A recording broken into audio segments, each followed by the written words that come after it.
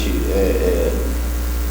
falar para a gente ter o máximo de tempo com eles, que são os especialistas, né, na questão, mas nós temos um marco que vai impactar fortemente, né, na questão da infraestrutura hídrica, na disponibilidade e na gestão dos recursos hídricos, e que tem uma série de fundamentos, uma série de questões que trabalham o marco, e nós temos a lei ainda que vai continuar vigindo, né, a lei vai continuar vigindo, então a gente vai ter de entender o que altera, o que muda, né, para que a gente possa ter nas nossas atividades essas informações agora, para que a gente tenha tranquilidade para participar futuramente dos diversos atos que vão vir. Nós vamos entrar numa discussão de outorga de mananciais e uma série de coisas que são importantes para que a gente exerça, principalmente na hora que a gente pensar no abastecimento de água humana, né, Guilherme? Pensar também no uso da água, seja para a agricultura, seja para a indústria, a gente vai precisar de estar atento a todas essas questões. Então, nós vamos iniciar, vamos ter 4 tempos de aproximadamente 15 minutos para cada um. Nós vamos iniciar pela Cristiane, que é a autora, coordenadora do PL, então ela vai apresentar para a gente inicialmente, e na sequência a gente vai comentando e passando para frente. Okay? A ordem vai ser essa: o Wilton, a Adriana e depois a Cláudia.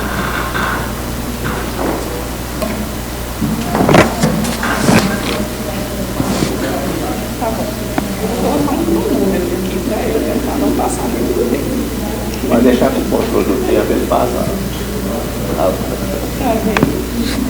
Pessoal, boa tarde. Uma satisfação. Agradeço o Conselho Federal pelo convite, a oportunidade de estar aqui compartilhando com vocês esse trabalho que eu coordenei, mas que foi um trabalho muito grande, com diversos atores chave do tema de recursos hídricos no Brasil, da infraestrutura hídrica. Então, espero trazer alguns pontos, trazer alguns esclarecimentos, gerar muita dúvida, né? Gerar o engajamento e a participação de vocês na discussão desse projeto. Então, é um projeto de número 4546, e eu vou mostrar um pouquinho aqui a parte que trata da Política Nacional de Infraestrutura Hídrica e os impactos que a gente tem em previsão para a engenharia. Bom, e qual é o marco hídrico nacional, né? A gente tem uma legislação vigente, a Lei número 9433, que institui a Política Nacional de Recursos Hídricos e o seu sistema de gerenciamento.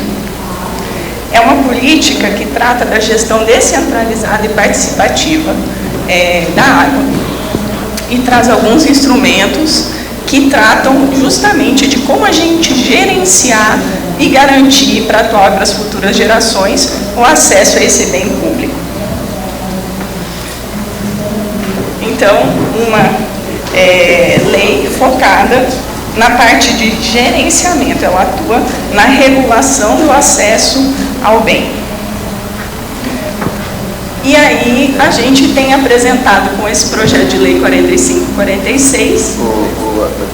Eu vou sugerir que a gente se assente ali para a gente assistir, porque a gente está sem repetidor na frente. Vou tempo aqui no meu cronômetro. Interrompeu, Silvio. Está valendo, seu tempo está garantido. Estou brincando, gente, aqui eu me empolgo e vou falando demais, aí começa, pessoal, vamos parar. Vamos lá.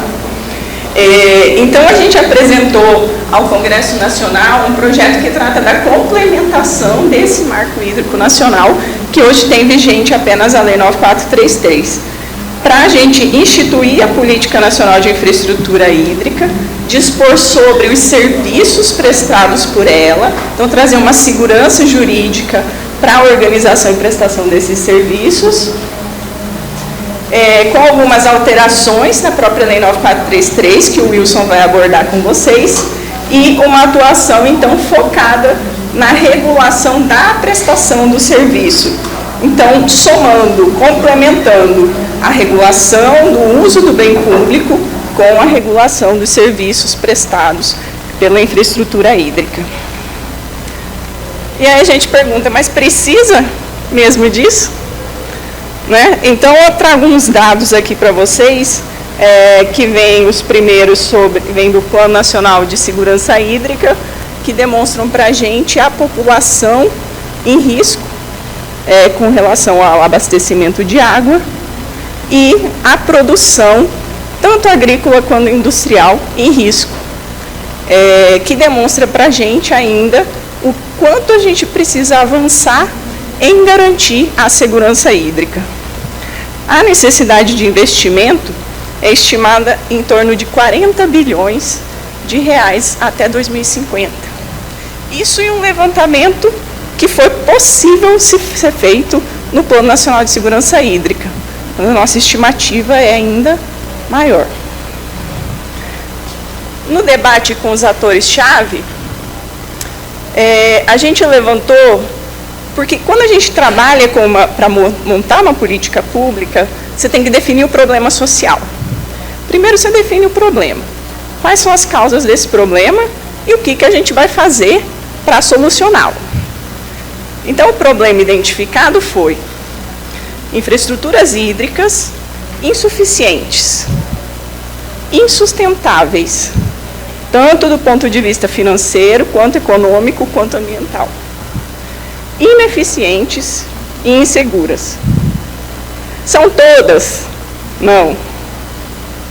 Mas é um cenário geral do problema no país. Nós temos, obviamente, bons exemplos de infraestruturas, bem geridas, bem mantidas, né, com uma operação otimizada, mas no cenário geral, isso caracterizou o problema social no país.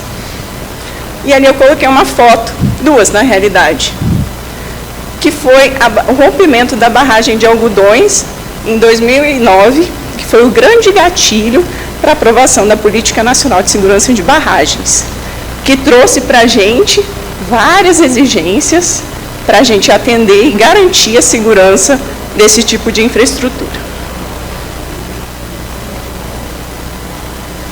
Então, a gente tem uma necessidade de investimento enorme. A gente tem vários ativos de infraestrutura hídrica operando no Brasil. Mas a gente não tem o serviço que essas infraestruturas prestam legalmente instituído. Então, a gente tem grandes dificuldades em ter sustentabilidade econômica e financeira para a operação e manutenção e também para a expansão desses ativos. Então, nem existe a visão de se levar garantia ao usuário das infraestruturas e nem se tem a participação do usuário no compartilhamento dos custos.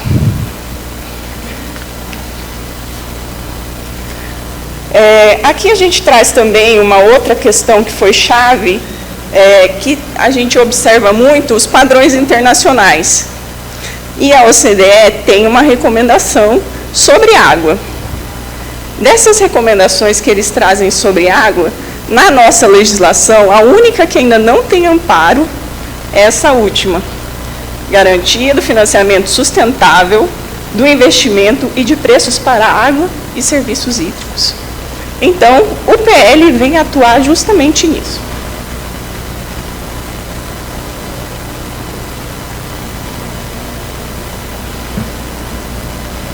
Essa é a estrutura dele, instituindo a Política Nacional de Infraestrutura Hídrica, dispondo sobre a organização da prestação dos serviços, trazendo um capítulo de sanções, os serviços divididos em públicos e privados, que eu vou falar um pouquinho para vocês, e hoje ele se encontra em tramitação na Câmara dos Deputados. Então, o objetivo é o quê? Justamente atuar naquele problema social, promover a suficiência, a sustentabilidade, a segurança e a eficiência das infraestruturas hídricas, no atendimento às demandas sociais, econômicas e ambientais. e ampliar a resiliência dos sistemas hídricos. Super importante nesse cenário que a gente tem de alterações de regimes hidrológicos e mudanças climáticas, né? Então, a política, ela fica estruturada a partir desses objetivos, apontando princípios, diretrizes e os seus instrumentos. Nos princípios, ficou pequenininho, né, gente? Nos princípios, muito alinhados no começo com a Política Nacional de Recursos Hídricos, trazendo a água como elemento essencial à vida e ao desenvolvimento econômico e social. Orientação pela Estratégia Nacional de Desenvolvimento. A gente sabe que tem regiões muito desprovidas de uma distribuição adequada de água. Uma visão sistêmica, promoção de informação, comunicação e alteração de cultura, né? A gente precisa trazer a cultura dos recursos hídricos para a vida das pessoas. E aí, coisas ligadas aqui ao serviço, né? Gestão eficiente, eficaz, efetiva, inovação e segurança, sustentabilidade, transparência. E também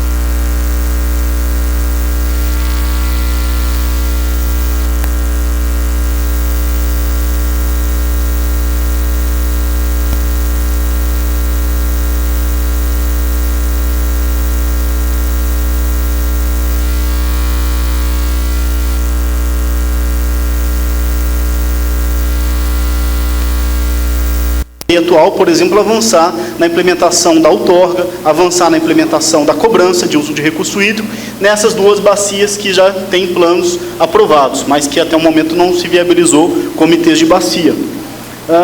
E dos 10 comitês hoje instalados de domínio da União, apenas 6 têm a cobrança instituída, a cobrança pelo uso de recursos hídricos instituída. A arrecadação até 2020 foi de 800 milhões em rios de domínio da União, considerando aí que a cobrança teve início por volta de 2005, lá na bacia do PCJ, né, na divisa ali de Rio e São Paulo, são valores ainda muito tímidos, considerando aí o uso da água no país, né, 800 milhões de reais ao longo aí desses vários anos. E considerando a arrecadação em bacias estaduais, esse número alcança 3 bilhões de reais desde a implementação desses últimos 25 anos da política de recurso hídrico. A política ela tem alguns objetivos: assegurar às futuras gerações água em qualidade e quantidade, a utilização racional e integrada da água, a prevenção e a defesa contra eventos hidrológicos críticos, né, voltados aí a secas e também inundações, ok? E também incentivar e promover a captação e preservação no aproveitamento de águas pluviais. São alguns dos objetivos da Política Nacional de Recursos Hídricos que estão inteiramente preservados com as alterações propostas. E os instrumentos, eles têm uma interconexão, né? A gente tem o plano de recursos hídricos como um elemento norteador principal, acho que a partir dele que se institui todos os demais instrumentos, e esses instrumentos também alimentam o plano de recursos hídricos. Então, uma vez que ele dá as diretrizes no âmbito de uma bacia hidrográfica, para a definição da cobrança, para o enquadramento de recursos hídricos, para também a própria outorga de uso de recursos hídricos, que é o plano que define as prioridades que são dadas ao uso da água nas bacias hidrográficas, e o sistema de informação de recursos hídricos, que eu acredito que tenha sido o instrumento que mais avançou nesses 25 anos, em função, inclusive, da alta capacidade da Agência Nacional de Águas na estruturação do SNIS, né, que é o Sistema Nacional de Informação de Recursos Hídricos. Mas a gente percebe que essa interconexão leva a um problema nesses últimos anos, de que se uma dessas pontas dessa estrela ou desse pentágono falhar, a gente não consegue avançar nos instrumentos de uma forma completa, considerando inclusive a dificuldade da estrutura de governança, né? Porque, claro, e participativa, e essa é o grande ganho que se teve, inclusive, de reconhecimento internacional da Lei das Águas brasileiras, né?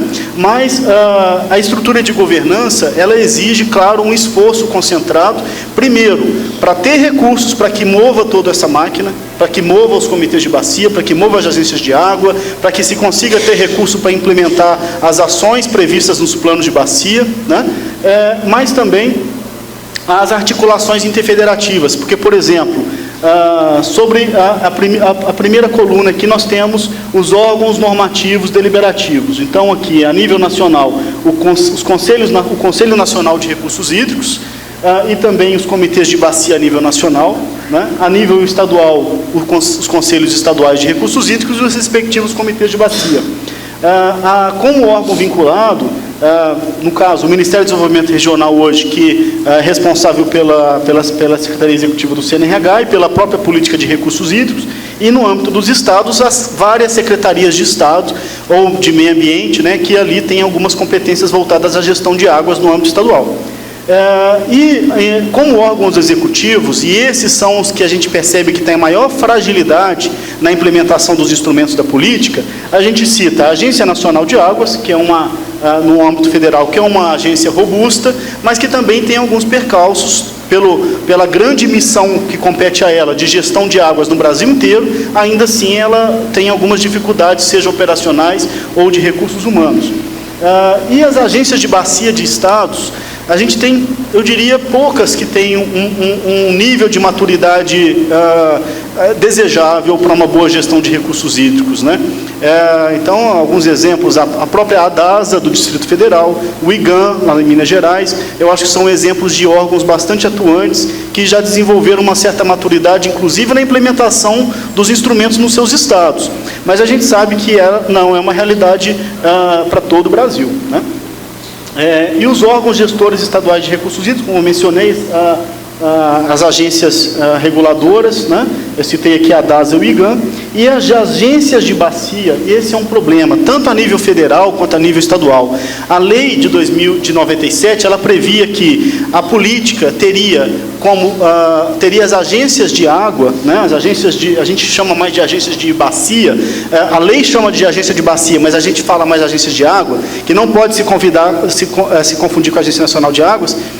Elas têm um papel importante na implementação da política. Então, elas quem dão apoio aos comitês de bacia, sendo o apoio executivo dos comitês de bacia, e elas que são responsáveis por pegar o recurso da cobrança e executar as ações previstas nos planos, seja fazer obras de saneamento, naqueles que os planos indicam, a melhoria da rede hidrometeorológica, ações de recuperação de bacias hidrográficas, enfim, uma série de ações que são previstas no plano são de competência das agências, mas até hoje nenhuma foi instituída. O que se tem hoje são as agências delegatárias, que são instituições sem fins lucrativos, né, que são ali selecionadas pelo comitê e geram um contrato de gestão, no caso da ANA, e que elas têm uma certa ineficiência em função delas terem que observar as leis de licitação, por exemplo. Então, quais são as novas ferramentas previstas no PL 4546 que busca tentar mudar esse paradigma dessas dificuldades que eu mencionei anteriormente, né? Então, nós temos alguns dispositivos novos, já destacando aqui que a lei não muda a Lei 9433 de forma radical, ela inclui novas opções, novos dispositivos.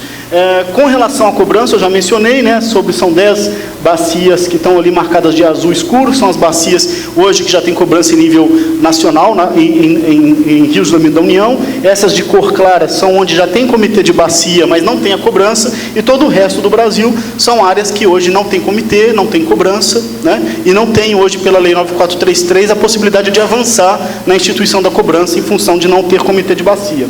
Então, o que a lei propõe quanto à cobrança, mesmo nos casos em que os comitês de bacia hidrográfica não tomaram as providências para aprovação dessa cobrança, para o qual hoje é competência dele, né? Quem hoje cabe a aprovação da cobrança de recursos do seu comitê. Então, em casos de omissão, ou seja, não ainda avançou nesse debate, ou em casos em que não haja comitê de bacia, se propõe um dispositivo para que os próprios conselhos, seja conselho estadual ou conselho nacional, venha a definir um instrumento de mecanismos e valores transitórios para a cobrança de uso de recurso hídrico. Isso no período enquanto ainda não haver um comitê de bacia e esse comitê instituir, porque uma vez o comitê aprovando, passa a valer aquele valor previsto pelo comitê. Então, só para destacar, acho que a cobrança não é a cobrança por si só, né? A cobrança de uso de recurso hídrico, além de viabilizar receita para que os comitês de bacia executem as ações para o qual são demandadas naquele território, ela tem um papel importante também em estimular o uso racional da água, né?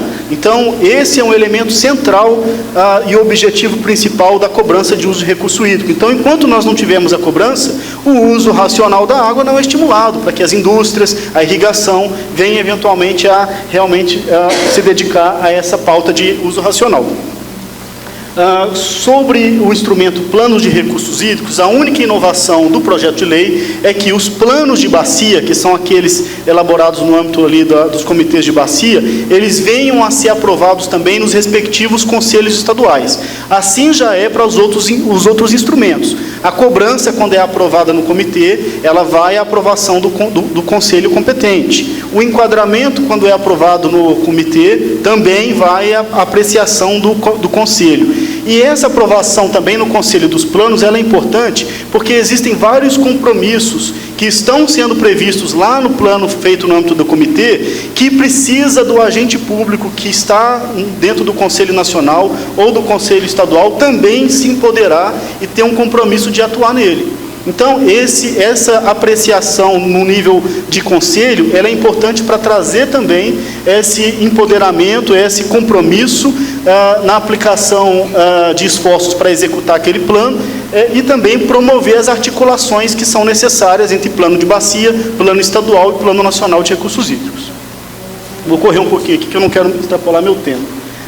Das agências de água, né, eu mencionei anteriormente que não existe nenhuma agência pública instituída, como previsto na Lei 9433, elas seriam autarquias públicas, e o que se tem hoje são agentes delegatárias, instituições sem fins lucrativos, e que têm toda a amarra do setor público para agir. Então, elas licitam pela Lei 866, elas têm todas as limitações voltadas a compras. Então, os recursos da cobrança, em vários comitês de bacia, acabam ficando retidos pela, eu diria, ineficiência na aplicação dos recursos. Então, se tem um plano, sabe-se em que deve aplicar aquele recurso do plano, e existem comitês de bacia que você tem ali em caixa 100 milhões de reais, não aplicados ainda, em função dessa morosidade na execução dos recursos disponíveis. O que se propõe no projeto de lei é criar uma terceira via. Além das autarquias, além das delegatárias sem fins lucrativos, também se permitir fazer concessões administrativas, ou seja, contrato com entidades privadas, para que essas venham a exercer esse papel de agência de bacia de uma forma mais eficiente, sem as amarras públicas que a lei de licitações, por exemplo, impõe às instituições sem fins lucrativos.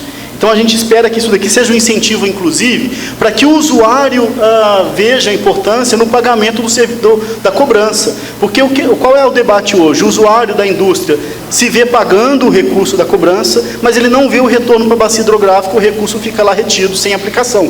Então, o que se espera aqui é que se tenha maior dinamismo nos investimentos com os recursos da cobrança pelo uso do recurso hídrico, por meio de contratos com o setor privado.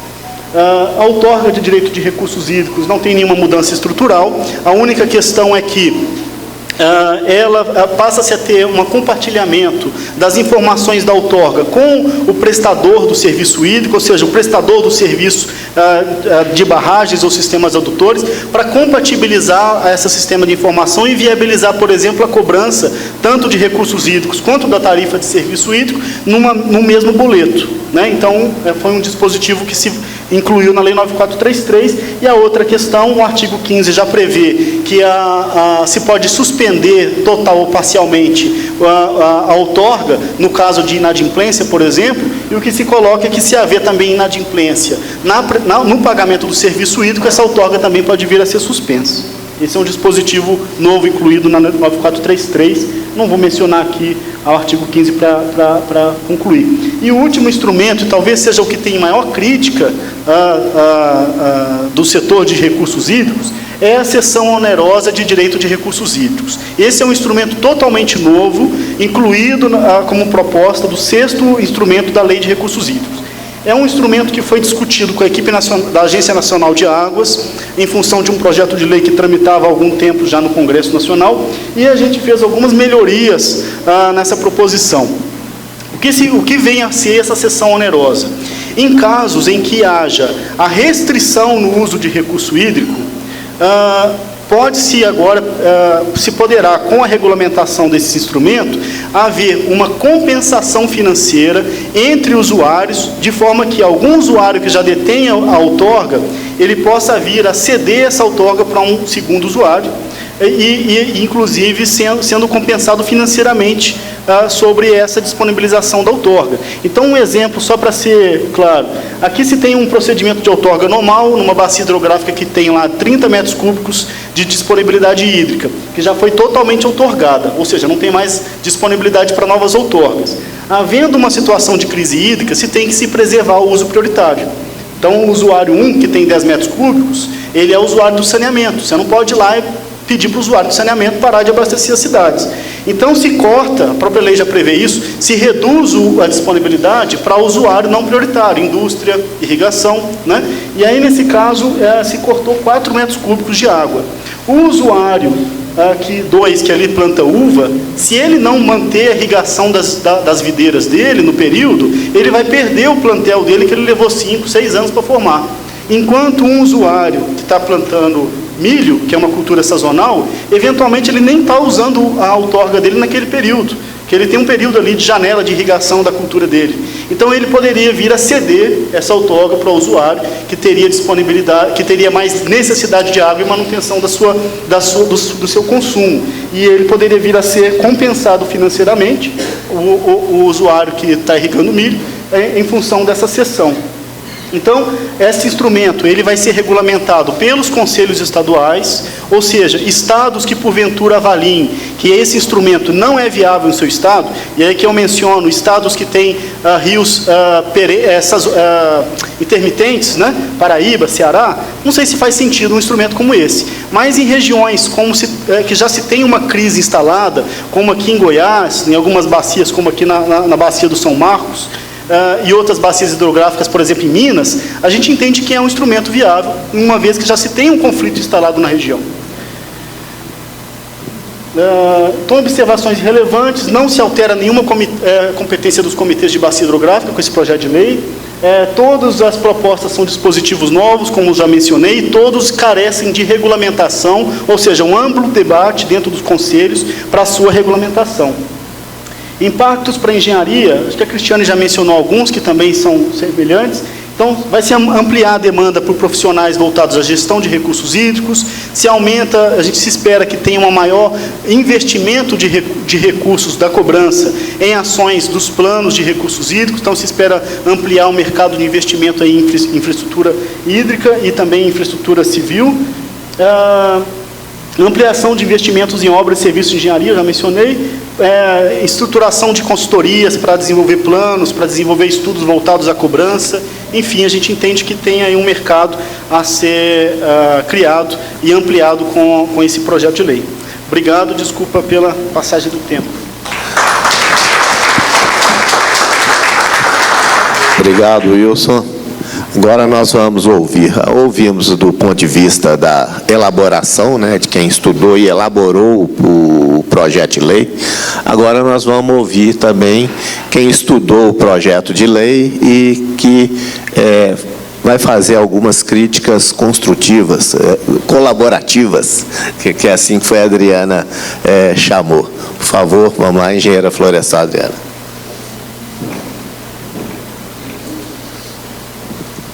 Boa tarde, pessoal. Vou colocar o cronômetro aqui conforme os colegas fizeram.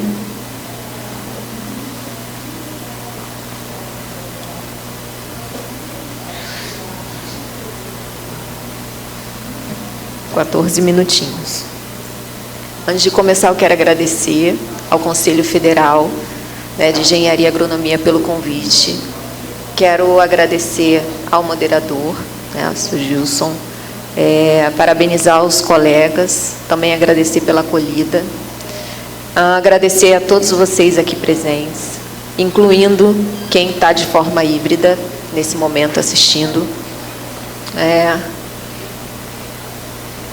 Como consultora, né, engenheira da comissão da Diretoria de Mudança Climática da OAB, integrante do projeto Morte Zero, que é do Ministério Público do Estado do Rio de Janeiro, a gente se sente muito honrado, inclusive, de estar aqui falando sobre um projeto que vem complementar, conforme o colega mencionou, são 25 anos de política nacional de recursos hídricos, ainda com pontos a cumprir.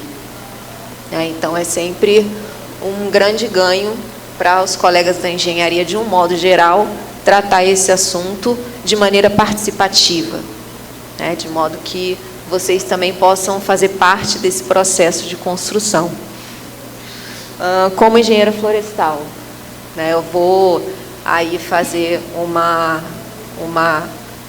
releitura, né, e relembrar com vocês pontos que são tratados na política, né, nacional de infraestrutura hídrica, reiterando a Política Nacional de Recursos Hídricos, considerando a água como um benefício, né? A água é um serviço ecossistêmico, não dá para a gente negar, né, essa qualidade, essa condição desse recurso. Sem ele a gente não consegue viver. A gente costuma dizer que sem luz a gente até vive, sobrevive. Sem água é impossível, Então, ele é um benefício, é essencial à vida. Hoje, para cumprir a Agenda 2030, a gente tem ela relacionada especialmente ao objetivo 6 do desenvolvimento sustentável, ou seja, para que ela seja realmente um benefício essencial à vida, ela precisa ser potável. Se ela não tiver condições mínimas de potabilidade, ela não cumpre o seu papel, né? Basta a gente precisar do recurso. Muitas vezes se compra uma água e ela não está, né, adequada, não está dentro dos padrões, e a gente, né, a nossa saúde ela fica bastante comprometida. Então, relembrando, somente fazendo a releitura, ela é essencial para o consumo humano, que eu acho que é distribuição e saneamento, alguns pontos considerados na política de infraestrutura hídrica. Ela é fundamental. Enquanto a gente está tratando de produção de alimentos, enquanto a gente está tratando de saneamento básico, ainda a gente está aí no objetivo 6 do desenvolvimento sustentável. A gente está falando de saúde, né? Além da geração de emprego e renda, que foi dita aqui para os profissionais de engenharia e para outros profissionais que não têm a nossa formação, mas são essenciais no processo de construção desses empreendimentos, a gente está falando de uma participação com outras áreas, com outros órgãos públicos. Basta a gente ver o que a gente tem de gargalo do Instituto Nacional do Câncer. Então, assim, são medicamentos de alto custo que não, assim, casos de câncer atingiram um número tal, inclusive aqui em Goiânia, né, eu assisti no documentário, são 1.600 e não sei quantos novos casos de câncer de mama, falando do Outubro Rosa, né, na unidade daqui. Eu sei que muitos não são daqui, eu não vou nem citar o caso do Rio de Janeiro, senão vocês caem durinho para trás. Mas a gente precisa considerar que a água carrega metais pesados, a água carrega poluentes. E o Instituto Nacional do Câncer já emitiu 2 relatórios afirmando que a qualidade da água poderia mitigar esses danos à saúde humana. Porque, infelizmente, às vezes nem com todo o dinheiro do mundo você consegue dar jeito. Exatamente. A gente tem aí, né, empreendimentos relacionados à produção de fármacos, e o Brasil, ele, além de ser o 5º maior país do mundo em extensão territorial, ele também é um grande país na produção de fármacos, por causa do recurso hídrico que tem e por causa da sua biodiversidade. A gente tem aí outros objetivos do desenvolvimento sustentável sendo atendidos quando você traz os empreendimentos relacionados aos recursos hídricos para a produção de óleo, gás, energia, né? Esse é o mercado, inclusive, que eu atendo hoje, que é óleo, gás e geração de energia, especialmente. E a gente tem aí forte participação, né, da água no PIB nacional, quando a gente considera que tudo que a gente falou aqui, inclusive a água potável, é exportada. Fármacos são exportados, ou seja, dentro dessa cadeia de suprimento, a gente tem empreendimentos relacionados à infraestrutura hídrica que estão contribuindo para o desenvolvimento nacional.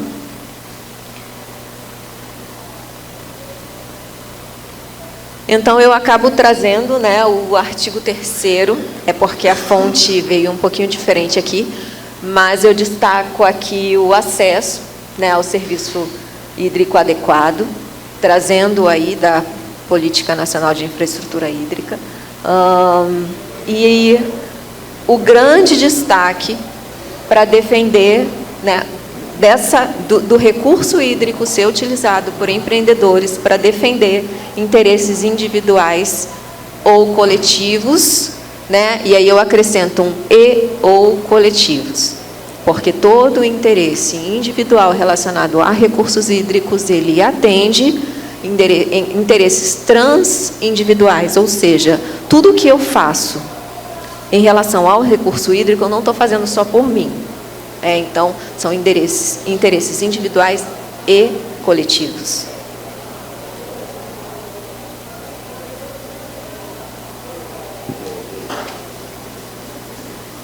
Voltou. Bom, Agora a gente vai falar um pouquinho do desafio para a engenharia e podem me ajudar aí relacionado ao tempo. Hoje, em relação a recurso hídrico, o maior desafio para a engenharia é a mudança do clima.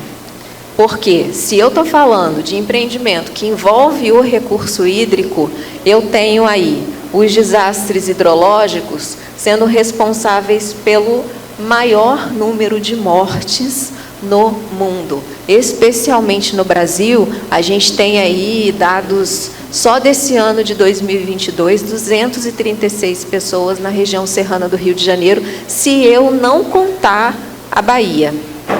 Então, é um desafio muito grande, porque o Brasil já vem enfrentando desastres ambientais, e esses desastres já foram pontuados no relatório do IPCC. Se eu esquecer completamente que eu tenho 4 relatórios para falar de mudança do clima, e trouxer o de 2021, que foi revisto em 2022, já é suficiente. Porque é interessante, né? O engenheiro, ele recebe muito bem o desafio de explorar um recurso natural. Mas quando você coloca para o engenheiro um desafio de fazer isso, inclusive água, né? Você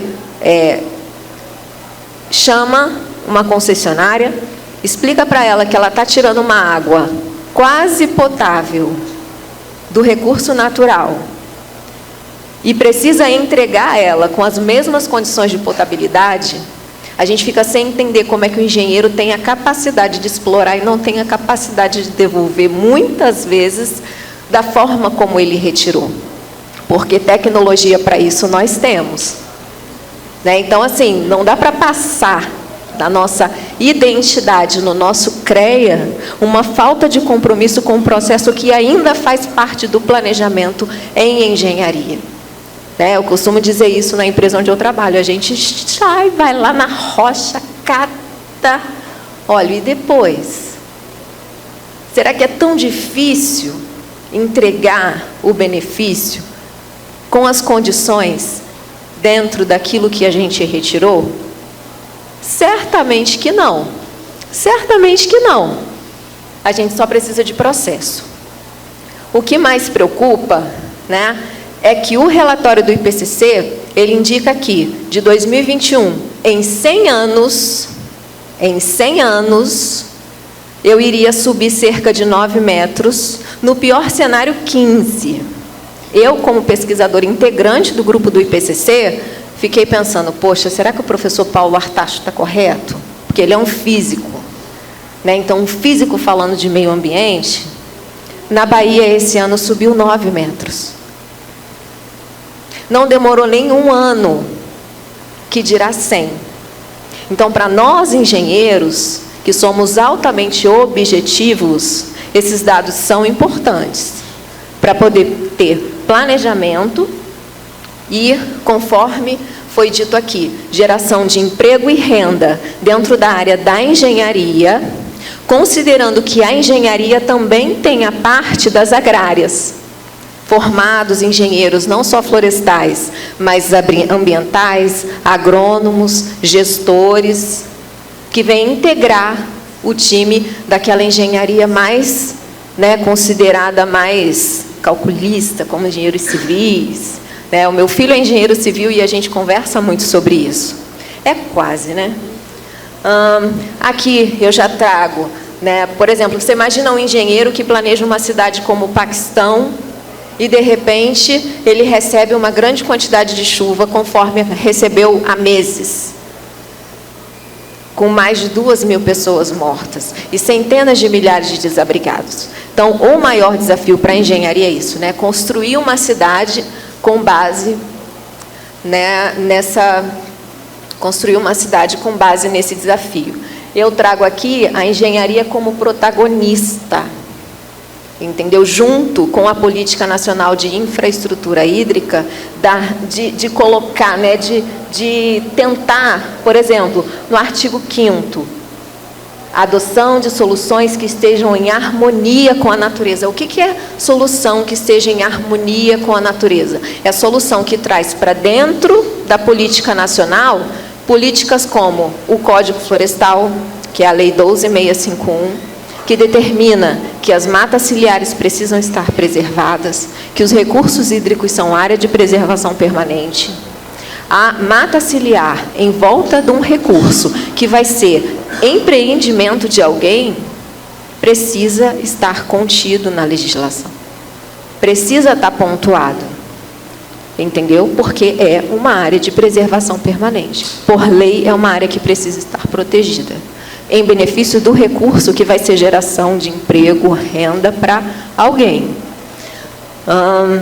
A gente traz aí, né, a perda de biodiversidade também como um dos grandes gargalos e desafios para a engenharia. Por quê? Porque a gente costuma dizer e aprendeu que a água vai acabar mesmo. Só que isso não é verdade. Porque o ciclo hidrológico que a gente aprende quando a gente ainda é criança, ele é muito claro ao comprovar que se eu tenho a evapotranspiração, eu tenho chuva. E tanto os professores Antônio Nobre quanto os professores Carlos Nobre do INPE, eles fizeram um estudo grande, que chamaram de rios voadores, para poder endossar que o ciclo hidrológico, ele é para garantir que o recurso hídrico não falte. O que faz o recurso hídrico faltar é a mudança do clima.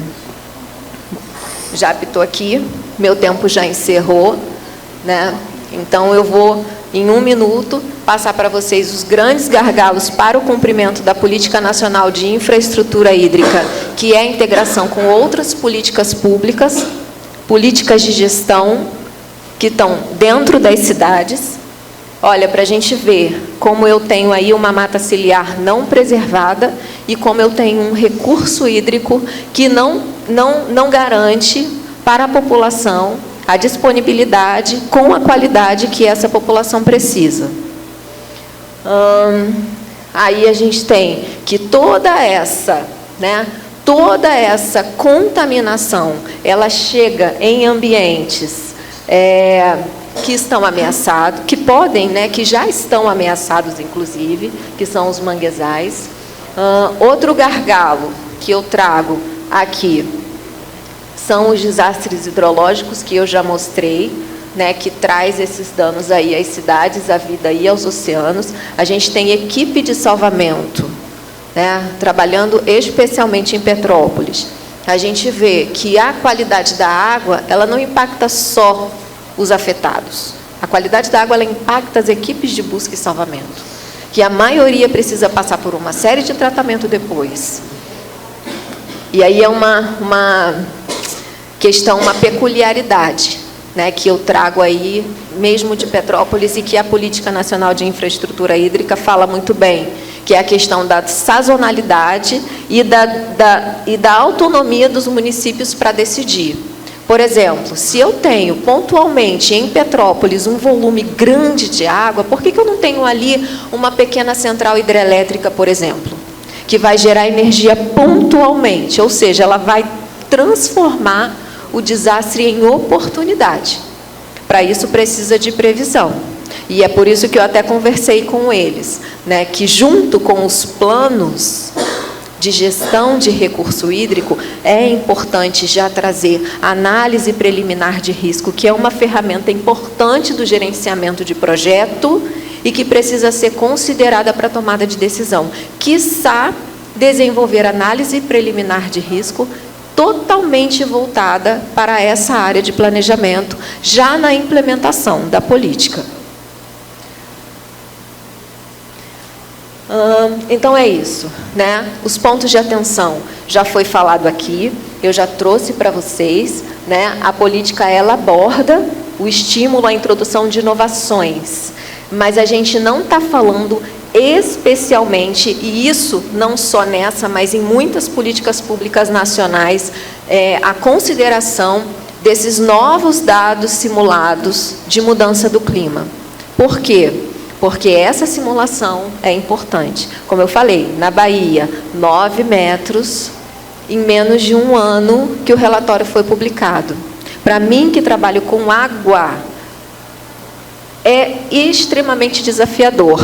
Outra coisa que eu trago como ponto de atenção para nós, engenheiros, né, além da análise preliminar de risco, além de uma série de outras coisas, nós temos um gabarito para construir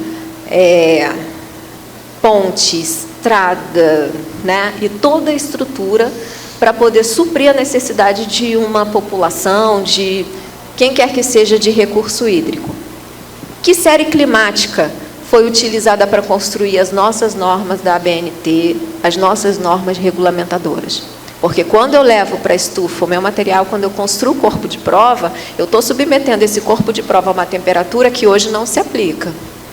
Por isso que nesse ano de 2022 a gente viu muita estrutura colapsar. Por que as estruturas colapsaram?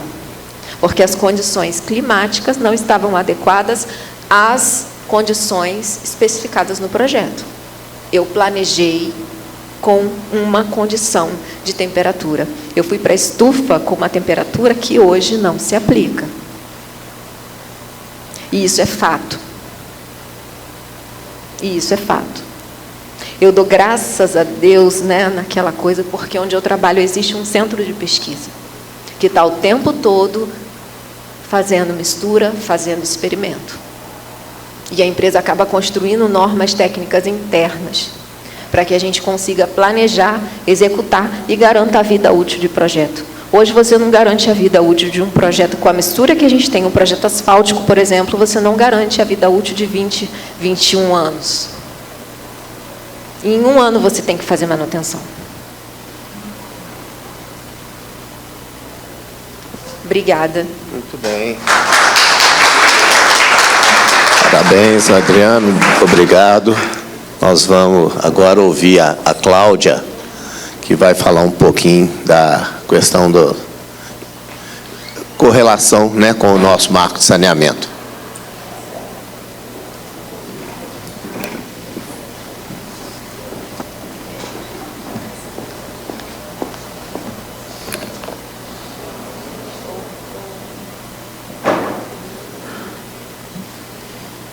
Boa tarde. Gostaria, em nome do presidente Miguel Marques, agradecer o convite do Confea, na pessoa do Gilson, como moderador da mesa, né? Desculpa. Então, em nome do conselheiro Gilson, né? Amigo e já, vamos dizer assim, ex-chefe, colega de trabalho, vamos dizer assim, né? Então, vou falar um pouquinho sobre o contexto, assim, passando sobre esse assunto dentro do aspecto do saneamento. Inicialmente, falando sobre a Fundação Nacional de Saúde, ela é uma entidade, uma agência, desculpa, o pessoal falou tanto de agência aqui que até eu estou perdida, desculpa. Mas é uma autarquia vinculada ao Ministério da Saúde, né, que tem a missão primordial de promover inclusão social, saúde pública por meio de ações de saneamento e saúde ambiental. Tem uma visão de futuro de contribuir com metas de universalização do saneamento e ser referência nacional e internacional nessas ações. Tem alguns valores que são primados pela Casa, que dentre eles a gente tem como destaque a oferecer mais a quem menos tem. Porque a atuação da Fundação Nacional de Saúde, basicamente em pequenos municípios, ou seja, municípios com até 50 mil habitantes e áreas rurais todos os municípios brasileiros. Nós temos, basicamente, duas áreas finalísticas dentro da instituição, que uma trabalha praticamente assim, voltada para o saneamento básico e a outra para o saneamento ambiental. O saneamento ambiental, a gente tem algumas ações que são focadas para abastecimento de água, esgotamento sanitário, drenagem, principalmente nas áreas que são endêmicas de malária, melhorias sanitárias domiciliares, que, por que pareça, ainda hoje no nosso país, a gente tem domicílios que não têm instalações sanitárias adequadas em seu interior, né, vamos dizer assim. Apoio à gestão a sistemas de saneamento, melhorias habitacionais para o controle da doença de Chagas, basicamente. E, na parte da saúde ambiental, a gente tem um apoio ao controle da vigilância da qualidade da água para consumo humano. Então, tem uma interface com a vigilância em saúde do Ministério da Saúde. Fomenta a educação em saúde ambiental, voltada para a promoção à saúde. Fomenta a pesquisa de tecnologias para serem aplicadas e implementadas de acordo com a realidade de cada localidade no país. E ações estratégicas em saúde ambiental para a redução de riscos à saúde humana. Nesse contexto, a gente tem, desde 2019, a definição de que a FUNASA ela é responsável por coordenar o Programa de Saneamento Brasil Rural, que visa praticamente estabelecer diretrizes estratégicas que garantem equidade, integralidade, intersetorialidade e sustentabilidade para os serviços, com participação social, controle social, articulado com diversos atores desse segmento, que é o saneamento básico, seja em nível federal, estadual, municipal. E organização de sociedade civil organizada. Como, por exemplo, a gente tem atuação muito forte nos últimos anos junto a organizações de catadores de materiais recicláveis, por exemplo. Só um breve histórico sobre o saneamento no país, que a gente tem, antes da década de 60, um predomínio muito grande da atuação da gestão do saneamento por meio da administração direta nos municípios, basicamente. Na década de 60, a gente teve, então, o Planasa, né, que foi um programa que visava basicamente o financiamento federal aos estados, e com base nesse programa que nasceram, então, as companhias estaduais de saneamento. E, para você ter uma ideia, nessa época, na década de 60, você tinha basicamente 11 milhões, 12 milhões de habitantes atendidos com abastecimento de água. Com esse modelo, a gente passou a ter 50 milhões, que, obviamente, então, era muito focado e centralizado nos centros urbanos e não atendia a população de maneira geral. Em 2007, a gente teve, então, a instituição do Marco Legal de Saneamento, a Lei 11.445, que trouxe como um grande mote a questão do planejamento, regulação e controle social. Ele só veio ser regulamentado efetivamente em 2010, com o decreto 7217, que basicamente, então, possibilitou você ter a regulação do setor do saneamento. E em 2022, agora, em época de pandemia e tudo mais, que foi até objeto de discussão e um pouco de polêmica, a alteração do Marco Legal de Saneamento, por meio da Lei 14.026, em que você tem, então, o estabelecimento da Agência Nacional de Águas e agora Saneamento, né, como uma agência federal que estabelece diretrizes e referências gerais de regulação do setor, né, são regulações regulamentos, normas de referência. E, basicamente, essa lei visa a segurança jurídica para a previsibilidade para a execução de investimentos nesse setor, sejam públicos, sejam privados. Essa é o grande mote dessa lei.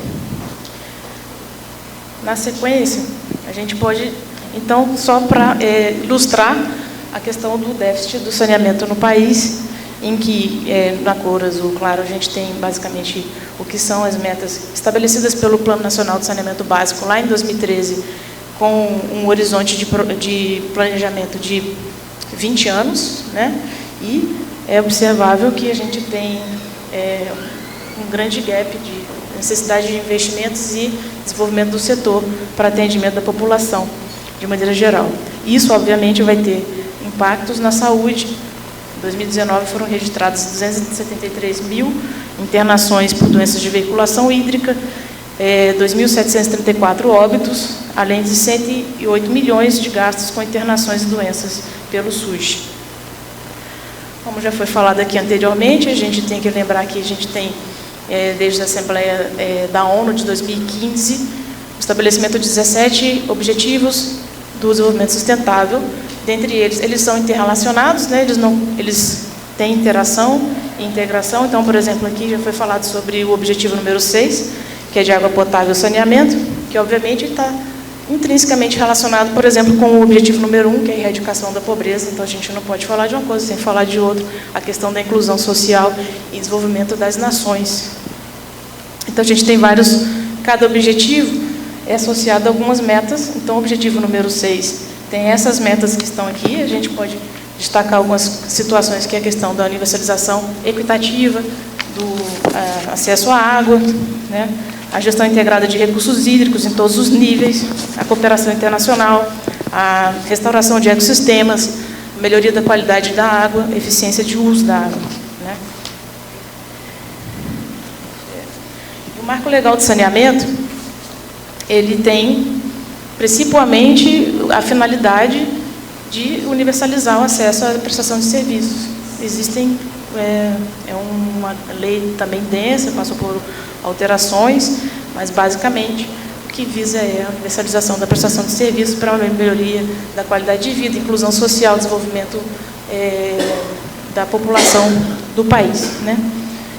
E ele é pautado, e a gente pode destacar a questão do saneamento básico como um direito humano, que já foi reconhecido pela ONU e pelo direito interno, é um instrumento de promoção da saúde, de acordo com o artigo 196, né, que trata que saúde é direito de todos e dever do Estado, o direito social fundamental que promove a dignidade da pessoa humana, conforme o artigo 6º, né? Então, nessa lei do marco legal, a gente tem uma previsão da implementação progressiva do marco, dos instrumentos que são estabelecidos. Tem o prazo e metas definidos, como, por exemplo, lá, veio no artigo 11b, falando que até 2030 teria que ter 99% da cobertura de abastecimento de água, 90% de coleta e tratamento de esgoto. Além de uma proibição de distribuição de lucros e dividendos pelas concessionárias se não cumprir as metas do cronograma. Dentre os princípios fundamentais, então, tem a universalização de acesso, a articulação com outras políticas, a eficiência e sustentabilidade econômica é fundamental, transparência das ações, integração das infraestruturas dos serviços com a gestão eficiente de recursos hídricos, controle e redução do controle de perdas de água, fomento à eficiência energética, o reuso de efluentes sanitários, prestação regionalizada. Então, a gente tem aqui, principalmente, que é o ponto mais polêmico, que é a prestação regionalizada, que visa ter um ganho de escala para a garantia da universalização de acesso e também, obviamente, você ter uma padronização da regulação e fiscalização também da prestação de serviço. Se você tem blocos, é mais fácil você fiscalizar e regular os blocos do que de forma mais difusa, né, as prestações.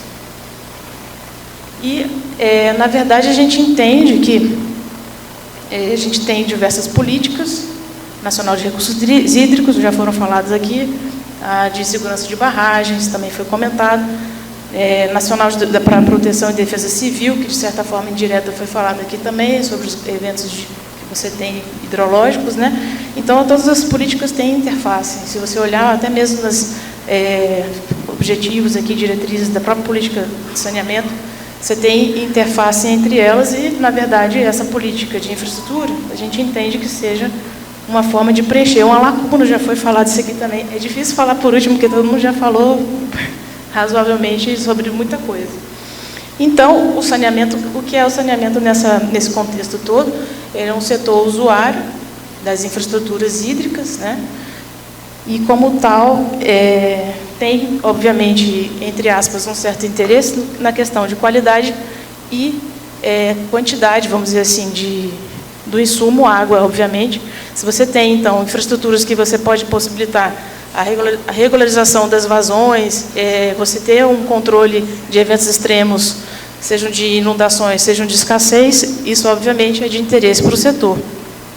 Isso também, como já foi falado aqui pela Adriana, a questão da resiliência de sistemas, a resiliência dos sistemas ambientais, né, os ecossistemas, a questão também de você conseguir ter, obviamente, melhor qualidade ambiental, né? Se você tem um controle, você utilizar a questão dos recursos que poderiam ser, então, arrecadados, obviamente, em programas e planos. inclusive para a melhoria da qualidade ambiental.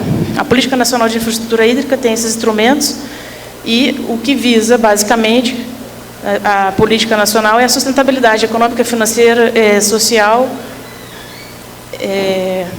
Por quê?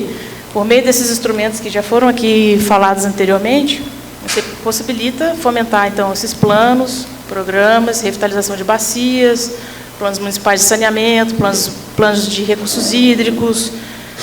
Você tem, então, diversas possibilidades de você ter, de fato, uma melhoria de processos, você ter uma redução de perdas, melhoria na eficiência hídrica e a melhor utilização dos recursos hídricos, né? Basicamente isso. Dentro da engenharia, já foi falado aqui também pelos colegas, a questão que a gente vai ter uma demanda por capacidades técnicas de gestão tanto de capacitação como de gestão que tem que ser aprimoradas, né? Ações institucionais contínuas e articuladas, então você tem que ter articulação dos setores, aperfeiçoamento de soluções tecnológicas e equipamentos aplicados às obras hídricas, implementação de banco de dados para melhoria da gestão do setor, as possibilidades de inovações e modelagens econômicas e de regulação, expansão do setor associado à demanda por profissionais de engenharia qualificados, né? E desenvolvimento de novos talentos e habilidades técnicas. Então, assim, gostaria de agradecer, então, a participação para falar um pouquinho rapidamente sobre o saneamento dentro desse contexto. Obrigada. Bem, gostaria de convidar o pessoal para voltar para cá, para oportunizar aí, que a gente ouça alguma pergunta ou se faça algum comentário, algum esclarecimento. Seu nome? Danilo, por favor. Tem um aí, né? Não, esse aí é o sucinto. Gente, boa tarde a todos aqui, presentes colegas. Falo do CREA Minas, sou engenheiro civil de formação do município de Araçuaí, fica localizado no Vale do Jequitinhonha.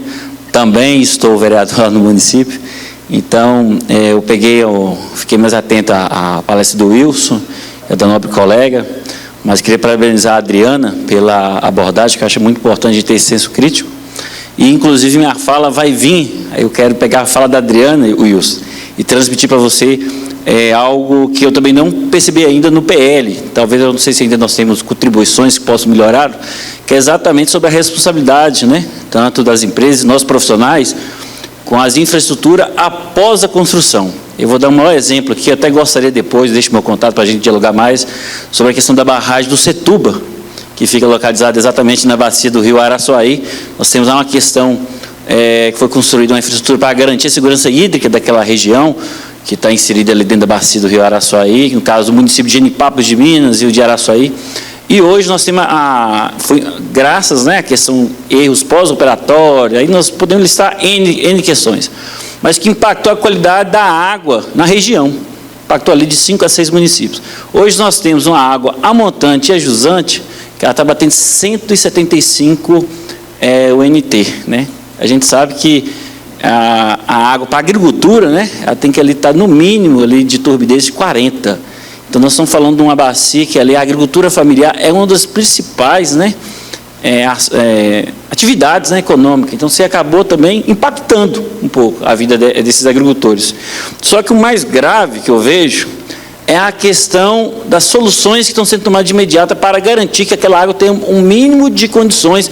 Aquele pessoal antes tinha uma água de boa qualidade e agora a água não pode ser usada nem para beber, que é a oferta de sulfato de alumínio para as pessoas que a gente sabe que às vezes não tem nem conhecimento, um pouco ali da leitura, né, para que elas possam ter ali um pouco, né, possam usar aquela água para beber. Então, assim, eu não entendi, eu não vi, não sei se tem isso no PL, exatamente dessa responsabilidade que tem que ter o Estado brasileiro, também as empresas que são contratadas para essas infraestruturas, né, para garantir também a qualidade da água após, né, a execução. No mais, estou à disposição, a gente tem N questões aqui para falar sobre questões de segurança hídrica. O município de Araçuaí, como no Vale do Jequitinhonha, vive a mesma realidade do Nordeste, né, que é dependente de caminhão-pipa, a gente vive uma seca, né, a gente convive com a seca, Então, a gente teria aqui uma palestra toda para falar, Gilson. Sei que você conhece a região também, mas, no mais, eu queria que vocês depois dessem um estudado, avaliado sobre a questão da barragem do Setúbal, tá bom? Muito obrigado. Quem mais? Eu não vi a ordem. Meu nome é Patrick, eu sou do CREA do Espírito Santo. Eu já fui membro de comitê estadual, já fui membro de comitê de bacia federal e fui da comissão que formulou e confeccionou o PIR e o PAR do Rio Doce, na época. Já deve ter mais de 10 anos isso. Mas especificamente no PL, nós, no Espírito Santo, nos últimos 2 anos, recebemos 1.600.000 de repasse do governo federal para os comitês de bacia. Desse 1.600.000, não foi gasto nenhum real em produção de água. Nós temos agora uma aprovação de se fazer contratação de vários auxiliares administrativos e uma frota de carros alugados, que vai englobar todo esse 1.600.000. Então, a gente fala de cobrança de água. Eu penso que, para o governo cobrar água, ele deveria ou produzir água, ou armazenar água, ou transportar água, que seria um gasto comprovado para gerar água, ou para armazenar, para poder, no período de seca, ele estar liberando em barragens, ou, no caso do Trio de São Francisco, a transposição, que é a condição da água. Então, é complicado. Eu sempre fui contra a cobrança, por não ver essa garantia de você obrigar a dizer que cada real gasto, ou cada R$1.000 gasto, produziu 1 litro de água por segundo dentro da bacia. A consideração basicamente é essa, é uma questão de carimbar a verba, porque eu sei que eu sou voto vencido, que eu não vou conseguir parar a cobrança de água, mas de garantir que o dinheiro cobrado na água, ele vai ser utilizado para gerar água. Não simplesmente vender a água da chuva e vender a água do lençol freático. Bem, nós vamos, então, fazer mais uma intervenção, depois nós vamos devolver para os comentários aqui. Bom, Renato Andrade, geólogo do CREA Bahia. O cenário aqui apresentado, ele né, assustador e desafiador, né, o que a gente tem aí pela frente, quanta responsabilidade o Estado e a sociedade têm pela frente. Né, e 25 anos da política estadual, da política nacional de recursos hídricos. O quão pouco se caminhou, né, na montagem da estrutura. E aí você vem com a infraestrutura hídrica também, que é preocupante. E aí eu gostaria que os palestrantes falassem um pouco dessa perspectiva de privatização da água. Pensando que, né, no estado como a Bahia, um colega aqui que é da Embasa, né, digamos, de 365 municípios que a Embasa gerencia, talvez tenha uma dúzia, no máximo, que são viáveis economicamente. Quer dizer, os demais sobrevivem com esses 12 que são... Quem vai privatizar é a empresa, que é o lucro. Né? E como é que o Estado vai bancar a grande maioria do sistema? Eu gostaria que vocês comentassem isso aí. A gente sabe da dificuldade do Estado de bancar toda essa infraestrutura, mas como é que a gente vai resolver essa equação? Obrigado. Bem, então, nós vamos deixar à vontade aqui para quem quiser fazer algum comentário sobre as questões, e aí, na ordem que quiser aí, tá bom? Vai lá.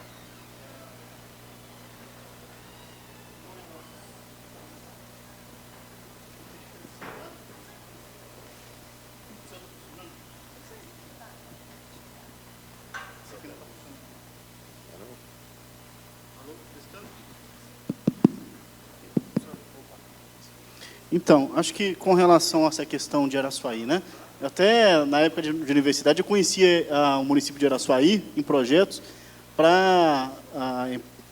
oportunizado até por um projeto da FUNASA na época, para poder implementar sistemas de coleta de água de chuva em cisternas de placa na época, e também tinha uma equipe avaliando a qualidade. Eu me lembro bem de que a gente, inclusive, orientava o uso do sulfato em algumas situações, né, do sulfato de alumínio. Mas você tem toda a razão de isso, a gente está terceirizando a responsabilidade para alguém que, porventura, não tenha uma capacidade que pode estar levando até algum risco, né, para a própria saúde. Mas é uma situação calamitosa, pelo menos no interior do município, pelo que na época eu conheci. E essa barragem Setúbal, pelo que até conferi aqui, eu fiquei na dúvida se ela era da Codevasf, mas me parece que o empreendedor dela é o governo do Estado de Minas Gerais, né? Então, o que acontece? Infraestruturas como essa barragem, que foi implementada com investimento público realizado há anos atrás, normalmente elas não têm um recurso garantido para a sua operação e manutenção, para se fornecer aquela água, mesmo que seja uma água bruta, num serviço de qualidade. Então, uma das questões que esse projeto se propõe é criar um instrumento para que, por meio da cobrança do serviço hídrico, se venha a ter essa receita. Claro que tem algumas regiões, como eu acredito que é o caso de Araçuaí, que tem ali um interesse social vinculado ao uso da água, que, porventura, até em função da modicidade tarifária, a maioria dos usuários nem vão vir a ser cobrados. Mas o projeto de lei prevê também uma possibilidade de se modelar concessões ou operação do serviço hídrico regional, de forma que uma outra barragem de maior porte, que, por exemplo, venha a ter uma receita garantida para um usuário industrial ou grandes irrigantes, que possam vir, por exemplo, compensar a operação de uma barragem de menor porte, como o caso da barragem Setúbal.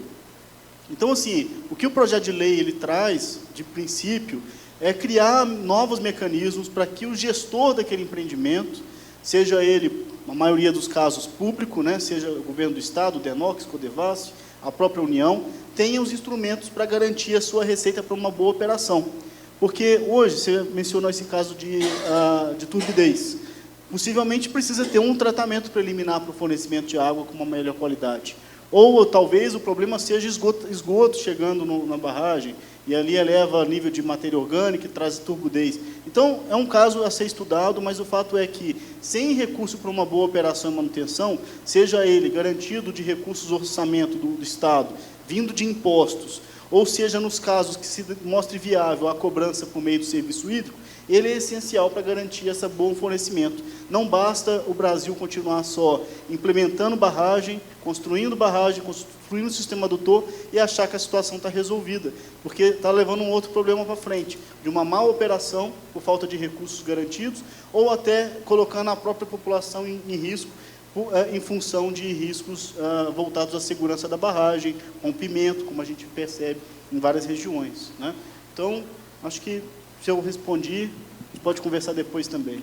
Obrigado. Adriana.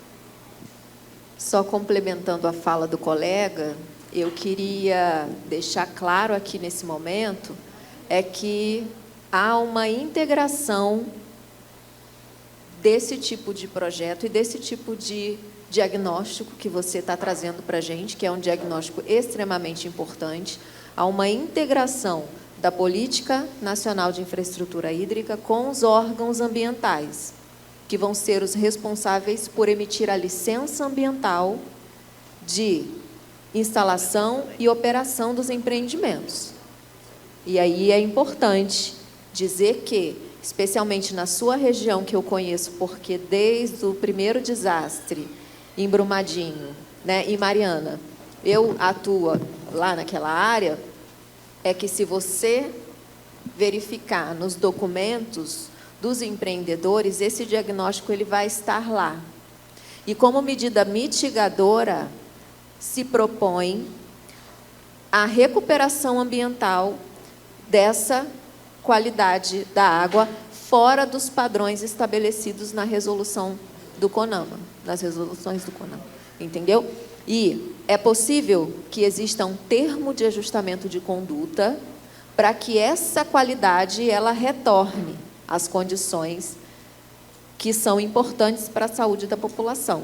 O que acontece é que, muito bem pontuado na política, é a questão da fiscalização. É preciso que o órgão ambiental esteja presente, faça parte.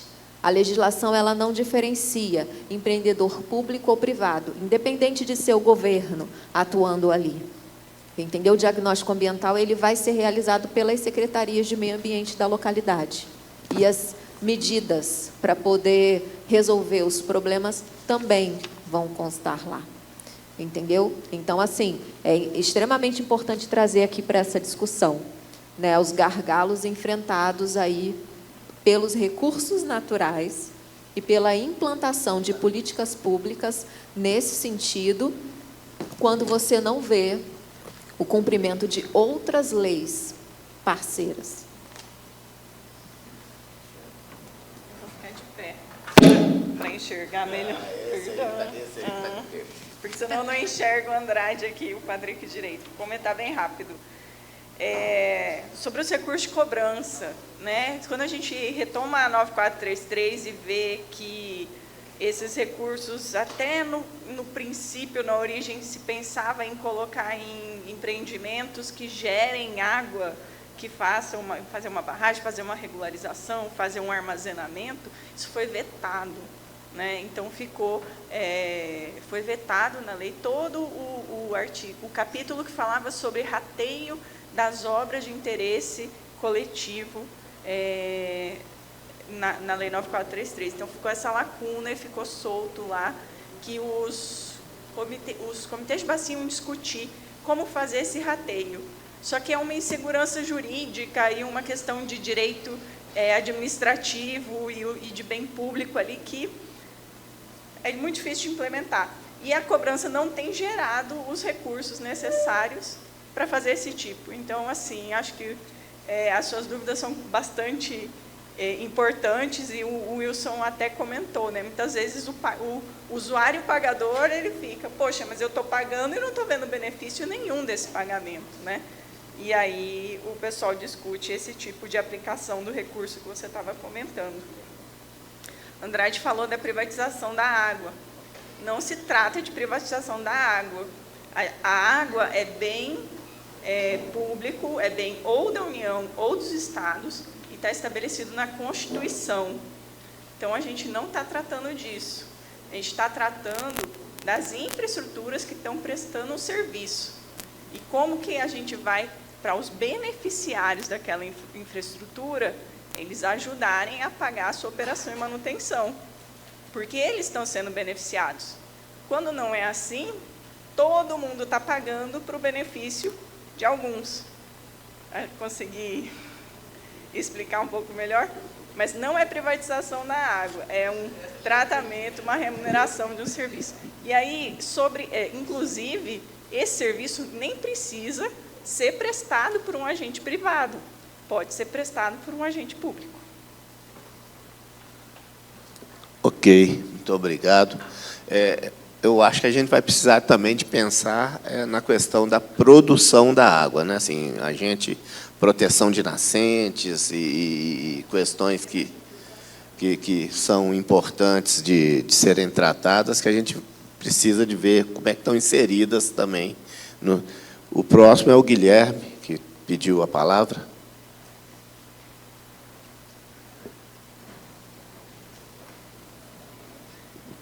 Boa noite, meu amigo e conselheiro Gilson. Cumprimentar a todos aí pela colocação, mas dizer que, basicamente, o que eu tinha de dúvida foi respondida. A preocupação maior era essa questão de transferir a outorga de privado para privado, que é o que me parece é uma falta de planejamento, né? Se eu peço a outorga de X e me sobra Y, eu vou vender Y, então, de certa forma, pode caracterizar aí vamos dizer assim, uma falta de planejamento de quem solicitou, de quem concedeu, e acaba que vira um mercado de uma coisa pública para privada. Então, essa é uma preocupação.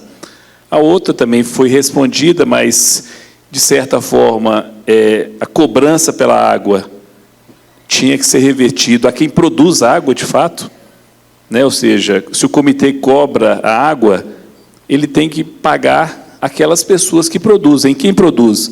quem preserva. No Brasil, não se remunera quem produz água. E esse é o grande problema que nós temos. Se eu tenho uma fazenda que tem uma nascente, e eu preservo a nascente, eu sou obrigado a fazer isso, mas eu não tenho nenhum centavo de incentivo para conseguir fazer isso. Então, a conta tem que fechar. E a conta de fechar é ser prático e objetivo. O problema é que no Brasil nós vamos criando várias leis e, na verdade, nunca chega em quem mais precisa, que é o produtor, é o usuário, essas questões todas. Então, a gente fica muito preocupado com essas inovações, né, que, ao final, não resolverá o problema, que é a escassez hídrica, é faltar água para quem precisa e, sobretudo, onerar a produção de água, que acaba dificultando a universalização do abastecimento e, sobretudo,